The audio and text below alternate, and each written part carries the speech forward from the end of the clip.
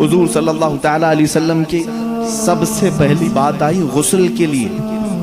حضور اکرم صلی اللہ تعالیٰ علیہ وسلم کا غسل دیا جائے کہ نہیں دیا جائے. صحابہ ابھی اس بات میں ڈسکس کر رہے تھے.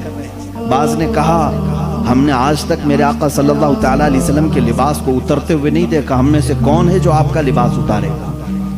صحابہ اکرام رضوان اللہ تعالیٰ علیہ مجمعین نے. بعض نے کہا نہیں, ہر ایک کو غسل دینے کا حکم خود میرے آقا صلی اللہ علیہ وسلم نے فرمایا, ہم کیوں نہ دیں. اسی اثنا میں بیر غرس کا پانی لایا بھی گیا, اور روایات یہ بتاتی ہیں کہ تھوڑی دیر کے لیے صحابہ کو غشی طاری ہوئی. غشی کا مطلب سمجھتے ہیں کہ جیسے بے ہوشی آتی ہے یا جھانپ جس کو کہتے ہیں, نیند آنے سے پہلے جھٹکے لگتے ہیں. جو صحابہ حجرہ رسول میں تھے انہیں جھانپ لگی یا اونگ آئی, غشی طاری ہوئی تھوڑی دیر کے لیے, اور جیسے ہی ان کی آنکھیں کھلی انہوں نے دیکھا رسول کریم صلی اللہ تعالیٰ علیہ وسلم کو مکمل غسل دیا جا چکا تھا. یہ تاریخ میں کہیں نہیں ہے کہ کس نے غسل دیا ہے. اللہ کے حبیب صلی اللہ تعالیٰ علیہ وسلم غسل دے کر کے آرام فرماتے ہیں. یہ منظر ہونے کے بعد صحابہ نے کہا آپس کا اختلاف ہی ختم ہو گیا, دفن کہاں کریں گا. دفن کے لیے صحابہ میں پھر باتیں آئی. بعض نے کہا ان کو اپنے آبائی وطن لے کر کے جاتے ہیں مکہ مکرمہ, اور وہ خانہ کعبہ ہے, وہاں پر میرے آقا صلی اللہ تعالیٰ علیہ وسلم کو دفن کیا جائے گا. تو بعض صحابہ نے کہا نہیں, حضور صلی اللہ علیہ وسلم کو بیت المقدس لے جاتے ہیں. بیت المقدس مسجد اقصیٰ, اس لیے کہ کثرت سے نبیوں کی قبریں وہیں پر ہیں. ایک روایت کے مطابق تقریباً 30,000 انبیاء اکرام بیت المقدس کے ارد گرد دفن ہیں.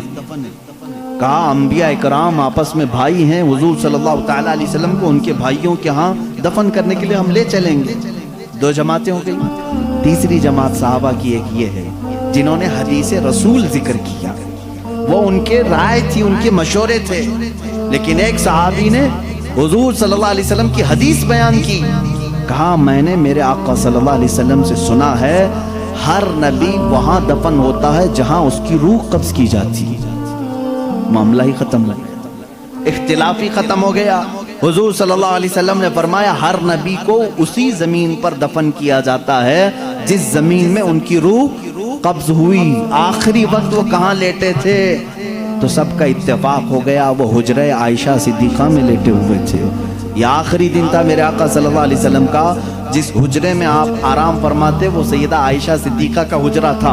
حضور صلی اللہ علیہ وسلم نے اپنی ساری بیویوں کے لیے ایک ایک حجرہ بنایا تھا, ایک ایک کمرہ. آخر زمانے میں حضور صلی اللہ علیہ وسلم حضرت عائشہ کے حجرے میں لیٹا کرتے تھے.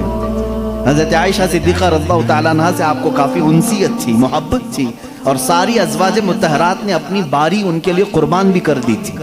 حضرت عائشہ صدیقہ رضی اللہ تعالیٰ عنہا کے ہاں حضور صلی اللہ علیہ وسلم خوشی محسوس کرتے تھے. تو آخری وقت آپ کہاں لیٹے تھے؟ حجرہ عائشہ میں. تو یہاں آپ کی روح قبض ہوئی تو صحابہ نے یہ طے کیا کہ اسی حجرے میں آپ کا مدفن بھی ہوگا, تدفین یہی ہوگی. حضور صلی اللہ تعالیٰ علیہ وسلم کی قبر انور وہی بنائی گئی. اب یہاں پر تدفین کے بعد آپ کو معلوم ہے یہ حجرہ یوں ہی نہیں کہ اتفاق سے ایسی ہی جگہ کھود دی گئی اور دفن کیا گیا, بلکہ یہ تو ازل سے لکھا ہوا ہے, ازل سے لکھا ہوا ہے. علماء اور محدثین نے فرمایا جو ٹکڑا میرے آقا صلی اللہ علیہ وسلم کے جسم ناس سے لگا ہوا ہے زمین کا, جہاں میرے آقا صلی اللہ علیہ وسلم کی قبر اطہر بنی ہے, اس کے متعلق فرمایا گیا وہ زمین کا اتنا حصہ عرش اعظم سے بھی افضل ہے, عرش اعظم سے بھی افضل ہے. اعلیٰ حضرت رضی اللہ تعالیٰ عنہ نے اپنے ایک شعر میں یوں فرمایا ہے کہ خم ہو گئی پشت فلک اس تانے زمین سے. یعنی آسمان اپنی بلندی کے بار بار دعوے کرتے رہتا ہے, آسمان میں بلند ہوں, مجھ میں چاند ہے, مجھ میں ستارے ہیں, مجھ میں سورج ہے. تو وہ زمین کو تانے دیتے رہتا تھا, آسمان بار بار تانے دیتا تھا, تو نیچے ہے میں اوپر ہوں, تو نیچے ہے میں اوپر ہوں. اعلیٰ حضرت رضی اللہ تعالیٰ عنہ نے اس کو ایک شعر میں لکھ دیا ہے, خم ہو گئی پشت فلک اس تانے زمین سے. آسمان کی پشت مطلب پیٹ ٹیڑھی ہو گئی, ایک ہی بار زمین نے تانا دے دیا. خم ہو گئی پشت فلک اس تانے زمین سے, سن ہمارا مرد ہم پر وہ سرور اعلیٰ ہے, یہ رتبہ ہے ہمارا. یعنی تیرے پاس چاند سورج سارے ستارے ہوں گے لیکن میرے پاس جو دولت ہے وہ کسی کے پاس نہیں، وہ رسول کریم صلی اللہ علیہ وسلم کی ذات اقدس ہے۔